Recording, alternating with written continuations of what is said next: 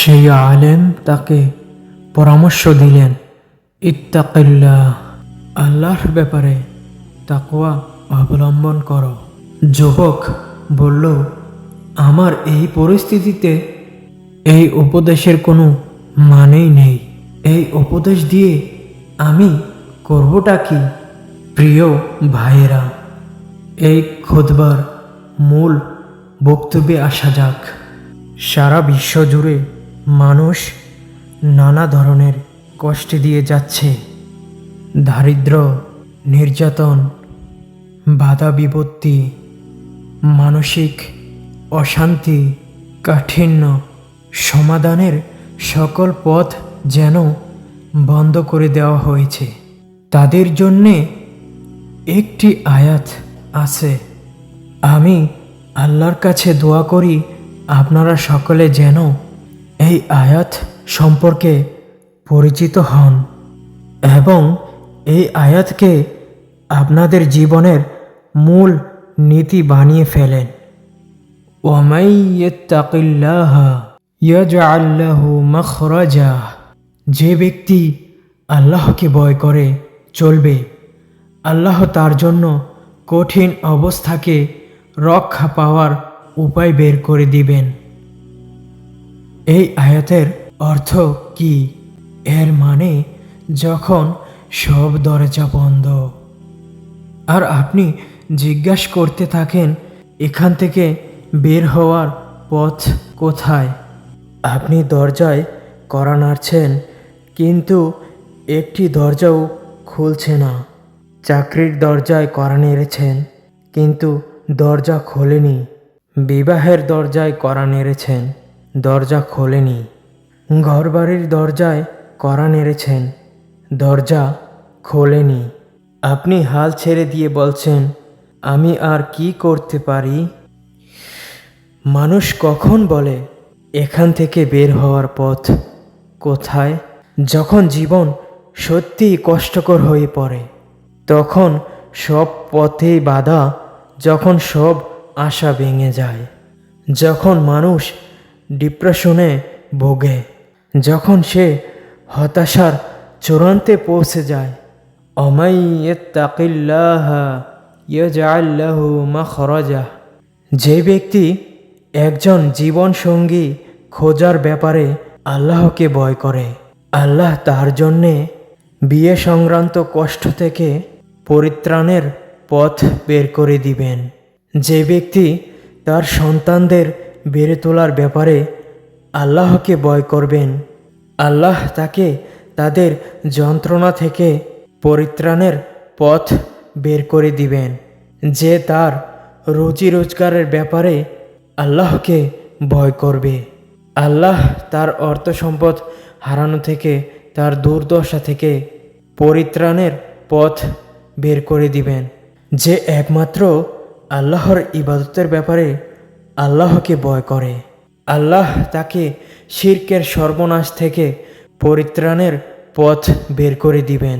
যে তার ব্যবসায়িক লেনদেনে আল্লাহকে ভয় করবে, আল্লাহ তাকে লোকসান থেকে পরিত্রাণের পথ বের করে দিবে। এই তালিকার কোনো যেন শেষ নেই। কিন্তু আমি এই আয়াতের পরের অংশে নজর দিতে চাই। ওয়ামান ইয়াত্তাকিল্লাহা ইয়াজআল লাহু মাখরাজান ওয়া ইয়ারযুকহু মিন হাইসু লা ইয়াহতাসিব, এবং তিনি তাকে এমন জায়গা থেকে রিজিক দান করবেন যা সে কখনো কল্পনাও করেনি।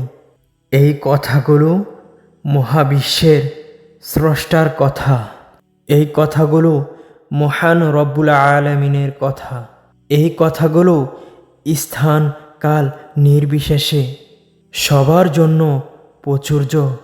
যে যেই পরিস্থিতিতে থাকুক না কেন, অবস্থা যতই কঠিন হোক না কেন, দরজাগুলো যতই শক্তভাবে বন্ধ করে দেওয়া হোক না কেন। দিমাশকের ওলামায়েদের একজন আমাকে বললেন, 28 বছরের এক যুবক তার কাছে এসেছিল। তার নেই কোনো ভালো চাকরি, নেই কোনো ডিগ্রি, বলার মতো কোনো অর্জনই তার ছিল না। বিয়ে শাদী করার কোনো আশাই নেই। কোনো অজপাড়ার একটি গ্রামে ছোট্ট একটি ঘর নিয়ে বসবাস করার মতো তার কোনো সামর্থ্যই ছিল না। সেই আলেম তাকে পরামর্শ দিলেন, ইত্তাকিল্লাহ, আল্লাহর ব্যাপারে তাকওয়া অবলম্বন করো। যুবকটি বলল, আমার এই পরিস্থিতিতে এই উপদেশের কোনো মানেই নেই। এই উপদেশ দিয়ে আমি করবটা কি? আলেম আবারও বললেন, তোমার জন্য আমার একটাই উপদেশ রয়েছে, ইত্তাকিল্লাহ। যুবকটি কথাটির গভীর অর্থ বুঝতে পারল। সে একটা দোকানে কাজ করত। এরপর থেকে সে এমনভাবে কাজ করা শুরু করলো যেন দোকানটি তার নিজের। একদম সময় মতো আসতে শুরু করলো। কাজের ফাঁকে শুধুমাত্র একটা 8 মিনিটের বিরতি নিত সলাত আদায় করার জন্য। এছাড়া সারাক্ষণ সে মন দিয়ে কাজ করতে লাগলো, যত্ন সহকারে ক্রেতাদের চাহিদাগুলোকে খেয়াল দিতে লাগলো। সেই সম্মানিত আলেম আমাকে বললেন, 2 বছর পর সুন্দর কাপড় পরিধান করা এক ভদ্রলোক তার কাছে এলেন এবং তাকে দিমাশকের সবচেয়ে একটি নামকরা গ্রামে একটি ঘরে তাকে দাওয়াত করে নিলেন। তিনি তাকে বললেন, আপনি কে? 2 বছর পার হয়ে গিয়েছিল। আলেম ওলামারা তো একদিনেই 40-50 জন লোকের সাথে সাক্ষাৎ করেন। তাই সে আলেম তাকে বললেন, আপনি কে? সে বলল, আমি আপনার কাছে 2 বছর আগে এসেছিলাম এবং আপনি আমাকে একটাই উপদেশ দিয়েছিলেন, ইত্তাকিল্লাহ। এখন আমি বিবাহিত এবং দিমাশকা শহরের সবচেয়ে আলিশান এলাকায় আমার একটা বাড়ি আছে। আলেম বললেন, ঘটনা কি? সে বলল, যখন আমার দোকানের মালিক দেখলেন আমি কতটা নিষ্ঠার সাথে, কতটা যত্ন সহকারে আমি আমার কাজগুলো করছি এবং কত পরিশ্রম করছি, তিনি আমাকে না জানিয়ে একটা আলিশান বাড়ি কিনে ফেললেন। এরপর তিনি বললেন, আমি এই ঘরটা সুন্দরভাবে সাজাতে চাই, তুমি যেভাবে ভালো মনে করো কাজটা করিয়ে নেও। ঘরের কাজ শেষ হওয়ার পর মালিক বললেন, এই ঘরটি তোমার এবং আমি চাই তুমি আমার মেয়েকে বিয়ে করো।